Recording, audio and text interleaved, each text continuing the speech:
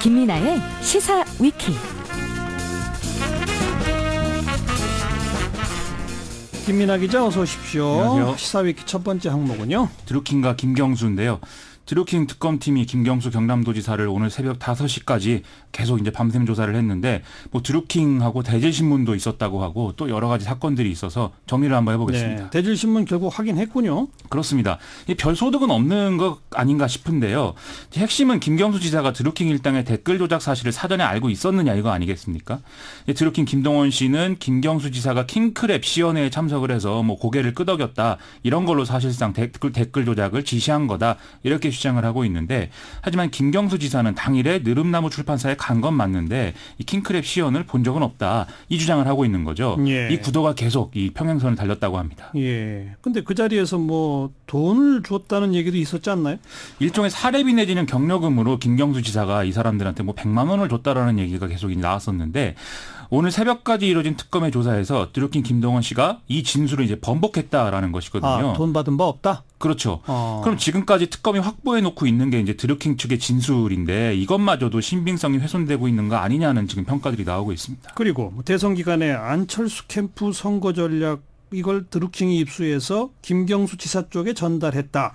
이게 동아일보 보도가 있었잖아요. 그렇습니다. 이 대선 당시에 안철수 캠프의 뭐 팀장을 만나서 문재인 후보와의 차별화 전략 이것에 대한 얘기를 들은 어떤 사람이 그걸 또 경공모 회원에게 이제 제보를 했는데, 이 회원이 그걸 문건을 만들어서 김경수 지사의 보좌관한테 전달했다. 이제 이런 내용인 거죠. 문건 내용이 뭔데요? 안철수 이 후보의 약점은 박지원 이미지가 있기 때문에 그걸 희석하기 위해서 뭐 젊고 미래 비전을 보여주는 영상을 제작해야 된다. 뭐 이런 얘기라든지, 문재인 대통령은 재벌 개혁의 적임자가 아니라든지 뭐 이런 내용이라고 하거든요. 별다른 내용도 없네요. 그렇죠.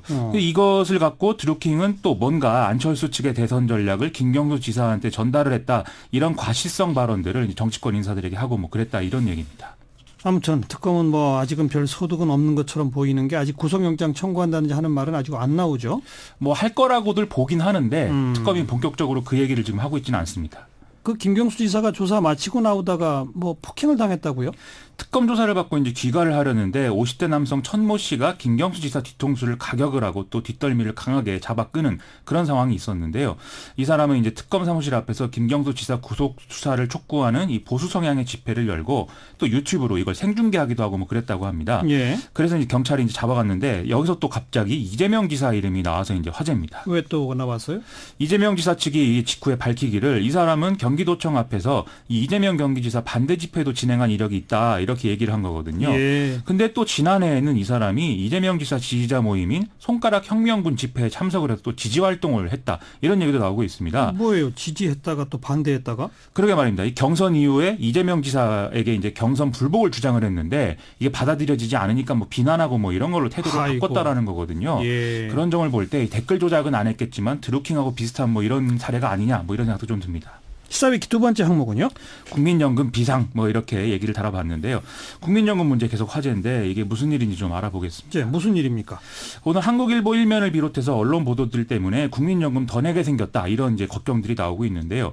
인구구조 문제 등 때문에 이제 국민연금 기금의 고갈 시기가 앞당겨지면서 보험료율 인상 그리고 국민연금 의무가입 연령 상향 이런 것들이 이뤄질 전망이다 이런 얘기입니다. 예. 국민연금 제도발전위에서 이런 논의가 진행이 되고 있고 이 내용이 보건복지부에도 보고가 됐다라는 게 이 보도의 내용입니다. 실제로 지금 연금 기금에 뭐 문제가 발생하나요? 아직은 아닌 거잖아요. 그렇습니다. 이게 이 추계가 좀 달라지고 있다는 게 문제인데요. 그런 거죠. 지난 2013년에 국민연금 기금이 2016년에는 고갈될 것이다. 이런 예측이 나와서 당시에도 뭐 여러 가지 2016년이 아니라 2060년. 그렇습니다. 2060년인데 예. 이게 이제 당시에도 논란이 컸는데요.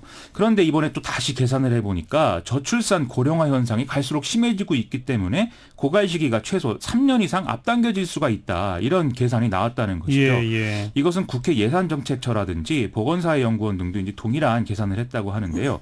그래서 20년째 9%에 지금 묶여있는 보험료율을 장기적으로 최소 15%까지는 올려야 된다. 이런 논의가 진행 중이라는 겁니다. 장기적으로라는 게 붙어 있지만 하지만 일반 국민들은 갑자기 올라가는 거 아니냐 이렇게 해서 지금 반발하는 거죠. 그렇습니다. 그래서 소득은 지금 늘지 않고 있는데 국민연금만 더 내라는 거 아니냐 이런 반발이 지금 나오고 있는 것이기 때문에요.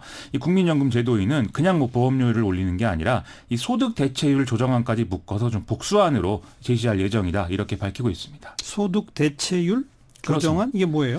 이 소득 대체율이라는 것은 국민연금이 소득을 얼마나 대체할 수 있느냐 이거 아니겠습니까? 이 국민연금 가입 기간 동안에 평균 소득 대비 연금을 얼마나 지급하느냐 이 비율을 이제 따진 건데요. 예. 올해를 기준으로 보면은 소득 대체율 한 45% 정도거든요. 그러면 월 평균 400만 원 소득이 있는 사람이라고 할 때 국민연금 수급 대상 나이가 되면은 월 180만 원이 지급이 된다 뭐 이런 얘기입니다. 예. 그런데 이 소득 대체율이라는 것은 2028년까지 해마다 0.5%포인트씩 낮춰서 이때가 되면 40%까지 낮아지도록 그렇게 현행법에 규정이 되어 있는 상황입니다. 그래서 지금 어떻게 개편하자는 겁니까? 1라는 소득 대체율 45% 수준을 지금 유지를 하자. 앞서 이제 뭐 낮아진다고 말씀드렸는데 그게 아니라 지금 수준을 유지를 하되 보험료율을 5년 내로 4%포인트 13%까지 인상을 하자. 이 내용이고요. 네. 2하는 소득 대체율을 원래 예정대로 40%까지 낮추고 대신에 보험료율은 최소 11%까지만 올리자 이런 내용입니다. 그러니까 보험료율을 결국 올리긴 올리는데 조금 많이 올리면 더 많이 받고 그렇습니다. 조금 적게 올리면 조금 적게 받고 이런 얘기로군요. 그렇습니다. 그리고 뭐 60세까지가 아니라 65세까지 뭐 이런 얘기 나오는 건 뭡니까? 이제 국민연금 가입 연령 문제인데요. 현행 법률은 이 보험료를 내는 나이를 60세 미만까지로 규정을 하고 있습니다. 그런데 연금을 받는 연령은 매년 늦춰지게 지금 설계가 되어 있거든요. 그렇죠. 예를 들어서 올해 처음 국민연금을 받는 사람들은 생일을 기점으로 만 62세가 되는 이 1957년에서 1960년 사이에 태어난 이 사람들인데 예. 하지만 1961년부터 64년생까지는 63세 65년부터 68년생까지는 64세, 69년 이후에 태어난 가입자들은 65세부터 연금을 받게 이런 상황이라는 것이죠. 그러면 그 69년 이후 출생자들은 국민연금은 60세까지 내는데 받는 건 65세 이후 5년의 공백이 있네요. 그렇습니다. 그래서 국민연금을 내는 나이도 65세까지 맞춰줘야 된다. 이 얘기가 지금 논의가 되고 있다는 것인데요. 그러면 뭔가 이제 돈을 내는 기간이 길어지는 그런 결과가 되니까 좀 반발이 있는 그런 상황입니다. 예. 하지만 이 국민연금의 특성상 이 나이 때 이제 소득이 없다면은 이 국민연금을 내지 않아도 되는 뭐 그런 것이니까 크게 걱정할 건 아니다라는 게 이 제도 개선이 측의 주장인데요.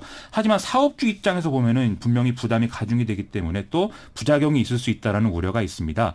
그래서 이 가입 연령을 상향하는 안은 지금 빠질 수도 있다는 보도가 또 나오고 있습니다. 알겠습니다. 이런저런 개편안들이 지금 거론되고 있는 단계다. 이 최종적인 것은 17일 날 공청회에서 나온다고 합니다. 그래요. 시사위키 세 번째 항목은요? 이 개는 가축이 아니다 이런 건데요. 청와대가 이제 개를 가축에서 제외하고 또 식용을 금지해달라는 청원에 이제 답변을 했는데 뭐라고 했는지 이것을 알아보겠습니다. 뭐라고 했습니까? 농업비서관이 청와대 SNS 방송에 나와서요. 현행 축산법의 관련 규정 정비를 검토하겠다 이렇게 얘기를 했는데요. 지금 축산법에는 농가의 소득 증대를 목적으로 기르는 동물을 가축으로 정의를 하고 있는데 예. 여기에 소, 돼지와 함께 개까지 이제 포함이 돼 있기 때문에 이게 이제 식용견 사육을 허용하고 있는 거 아니냐 이런 논란의 근거가 되어 왔는데 네. 이걸 좀 손보겠다 이런 얘기입니다. 근데 축산법에 개도 포함은 돼 있지만 가축으로 그렇습니다. 도축 관련된 규정의 내용은 또 다르잖아요.